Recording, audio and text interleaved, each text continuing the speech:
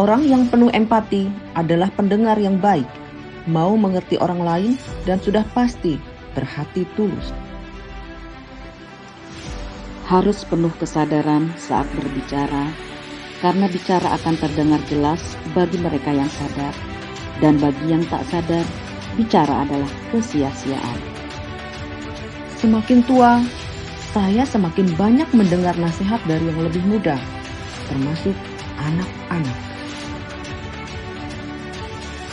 Gunakan hati untuk memulai pembicaraan, karena hati dengan niat yang tulus untuk memberi akan jadi awal terbukanya telinga hati. Empati adalah implementasi spiritual. Dengan mendengarkan, kau tahu apa yang orang lain butuhkan.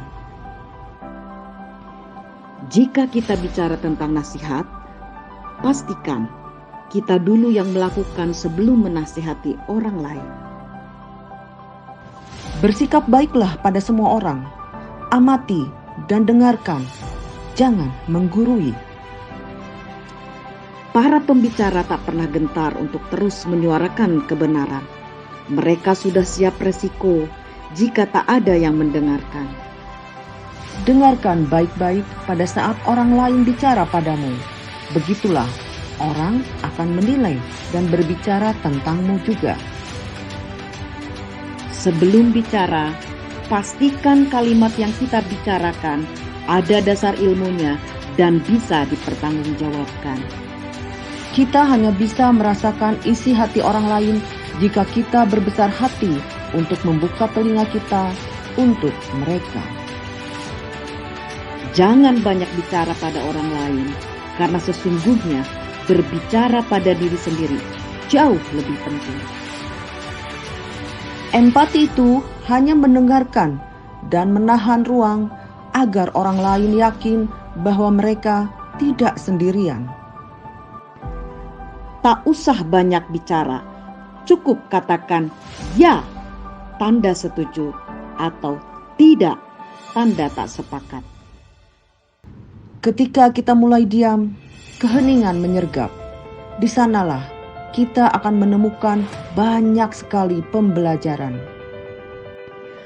Beranilah untuk bicara, karena tak ada yang bisa membelamu selain dirimu sendiri. Jangan berhenti mendengarkan nasihat baik, karena hidupmu akan gelap ketika kamu mulai menutup telingamu. Berhati-hatilah saat bicara, karena tajamnya kata-kata lebih pedih dari sebuah alat penyayat. Seorang penguasa adalah pendengar yang baik. Jika mereka tidak mampu mendengarkan, mereka tidak akan berkuasa dalam waktu lama.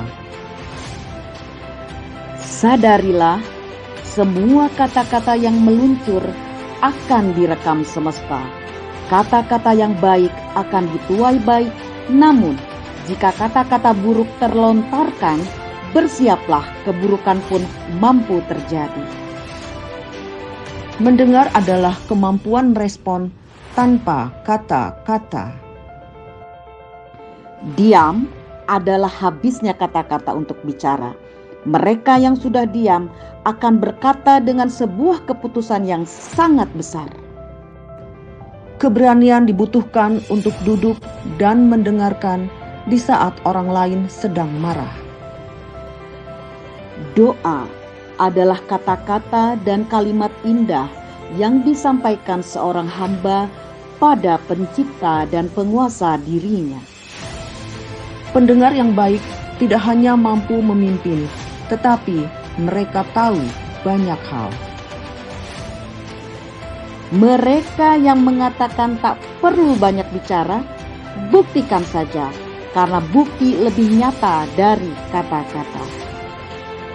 Di dunia ini banyak sekali orang berbicara, tapi hanya sedikit yang mau mendengar. Dan jika saya berhasil menjadi pendengar yang baik, maka kematian saya akan menjadi sangat menyenangkan.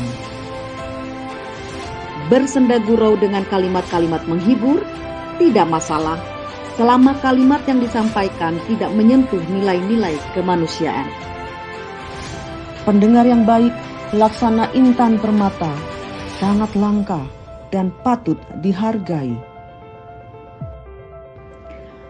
Pembahasan yang serius dibicarakan oleh orang-orang serius, karena keseriusan sering dianggap tekanan bagi mereka yang sering bercanda. Orang hebat itu adalah yang tersenyum, yang mengagumi, yang mencintai, dan yang mendengarkan. Mereka yang banyak bicara kebenaran dan keadilan akan dinilai oleh pendengarnya. Suaranya akan direkam dan didengarkan berulang-ulang.